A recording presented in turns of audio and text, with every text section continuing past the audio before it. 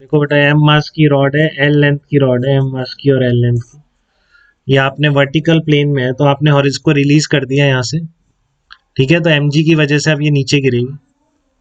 तो जब ये वर्टिकल हो जाएगी तब आपको इसकी काइनेटिक एनर्जी लिखनी है, या उस इंस्टेंट पर हिंज फोर्सेज भी पूछ सकता है आपसे, अगर आपने समझा उस वक्त ध्यान से। ठीक है ना, क्या कह रहा हूँ मैंने आपको जस्ट आफ्टर रिलीज तो हिंज फोर्स निकलवाए थे। अब क्योंकि आपको एनर्जी का इक्वेशन में लिखना आता है, तो अब मैं क्या कह रहा हूँ, आफ्टर रिलीज जब ये वर्टिकल हो जाएगी रॉड, ऐसे ही बिल्कुल यहाँ पे हिंज है, वर्टिकली एम जी की वजह से नीचे मूव करती है। तो जब ये वर्टिकल हो जाएगी तब आपको हिंज फोर्स क्या होंगे उस इंस्टेंट। ठीक है ना, तो rod is release from the horizontal position in vertical plane. क्या लिख रहा हूं मैं, rod is released from position shown in the figure, from position shown in the figure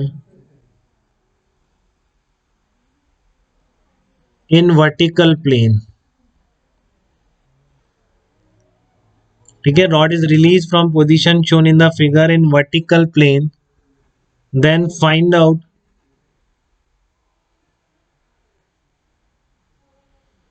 hinge forces acting at the point, find out hinge forces acting at point O, hinge forces acting at point O when rod becomes vertical। ऐसा question पूछा गया आपसे, मान rod becomes vertical, जब ये rod vertical हो जाएगी, ठीक है, तब आपको बताना है कि हिंज फोर्सेस कितने लग रहे होंगे। तो ये आपका हॉरिजेंटल पोजीशन में रॉड है, फिर आपकी वर्टिकल हो गई। ठीक है ना, ये आपकी हॉरिजेंटल पोजीशन में रॉड है, ये आपकी वर्टिकल हो गई इस तरह से, इस पोजीशन से इस पोजीशन में आ गई। तो इस पोजीशन पर हिंज फोर्सेस कितने लगेंगे, कैसे निकालें।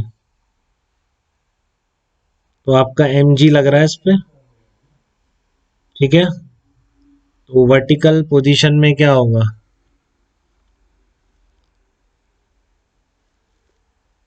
आंसर नहीं है इसका, भी देखना पड़ेगा, आंसर आंसर नहीं है इसका। तो ये आप क्या करेंगे, पहले ओमेगा निकाल लें, ओमेगा निकालेंगे तभी आप हिंज फोर्सेस निकाल पाएंगे बेटा। हाँ बिल्कुल बेटा, एकदम। तो आप ध्यान रखें, बहुत कॉमन प्रॉब्लम है और बहुत बच्चे पता नहीं क्यों नहीं कर पाते हैं, बट आपके साथ ऐसा नहीं होना चाहिए, आपको काफी बताई गई ये चीजें। जब यहाँ पर अगर ओमेगा है तो सेंटर ऑफ मास का एक्सलरेशन टुवर्ड द सेंटर हो जाएगा ना बेटा, omega square L by to. बताइए, ये आपका एक्सलरेशन ऑफ सेंटर ऑफ मास आएगा कि नहीं आएगा, vertical position. Just after the release मैंने जो इन फोर्सेस निकाले थे, वो प्रोसेस अगर किसी ने 2-3 बार कर ली तो उसी को समझ में आएगा जल्दी से, तो ऐसे तो नहीं आता है। या आपने ये वर्टिकल से रिलीज किया था, जस्ट आफ्टर द रिलीज बात हुई थी, सारे हिंज फोर्सेस निकाले थे। अब मान लो ये वर्टिकल में पूछ रहा है कि जब वर्टिकल हो गई तब हिंज फोर्सेस कितने हैं। तो जब वर्टिकल हो जाएगी तब इसका एंगुलर वेलोसिटी मान लो ओमेगा है, तो acceleration of centre of mass toward the centre कितना आएगा, omega square L by to आएगा कि नहीं आएगा।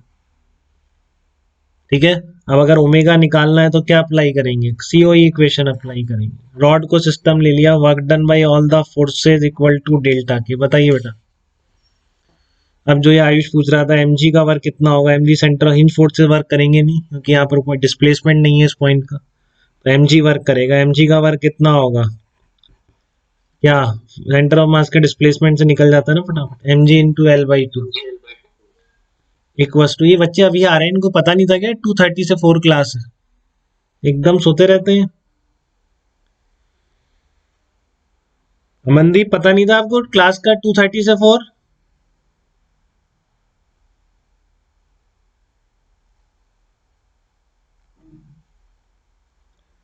तो work done by M G कितना आ गया, M G into L by two, change in kinetic energy. तो काइनेटिक एनर्जी कितनी हो गई, सेंटर ऑफ मास तो मूव कर नहीं ला, प्योर रोटेशन है, हाफ आई ओमेगा स्क्वायर आ गया।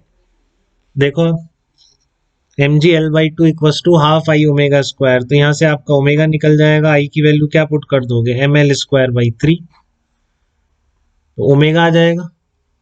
ठीक है ना, नाउ आप क्या लगाएंगे, एफ इक्वस टू, जैसे वाई एक्सेस बोल दो इसको, तो F Y summation F Y equals to mass of system into velocity of centre, acceleration of centre of मास।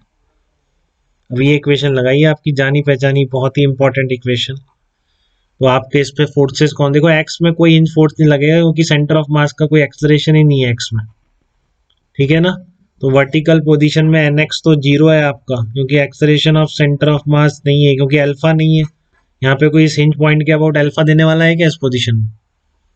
इस पोजीशन में इस हिंज पॉइंट के अबाउट कोई अल्फा थोड़ी देने वाला है। तो acceleration of centre of mass x में नहीं है, केवल वर्टिकल में फोर्स लगेगा। आपने ओमेगा निकाल लिया, बहुत कॉमन प्रॉब्लम है बेटा, सबको आनी चाहिए, ठीक है ना। आपने ओमेगा निकाल लिया तो net force toward the centre equals to mass into acceleration of centre of mass, ठीक है। तो कितना है आपका N Y minus M G, N Y minus M G equals to M into acceleration of centre of mass omega square L Y. तो N Y कितना आ जाएगा, ये आपका हिंज फोर्स का आंसर होगा। ओमेगा की वैल्यू आपने यहाँ से निकाल ली और रख देंगे, तो यही आपका आंसर हो जाएगा, ठीक है ना। रिप्लेस ओमेगा, ओमेगा से रिप्लेस करते ही हिंज फोर्स आ जाएगा। एन एक्स जीरो हो चुका है, एन वाई होगा आपका इसमें। किसी एंगल पे भी पूछ सकता है 60 पे, तो भी कोई दिक्कत नहीं है, सेम प्रोसेस है। Work done by all the forces equal to delta K, तो इससे आप ओमेगा निकालेंगे। ओमेगा आ गया तो आपको पता है कि आपको हिंज फोर्स कैसे निकालना है, ठीक है ना। ओमेगा आ गया तो आपको पता है हिंज फोर्स कैसे निकालना है। उदिता क्लियर है बेटा, कोई डाउट तो नहीं है आपको?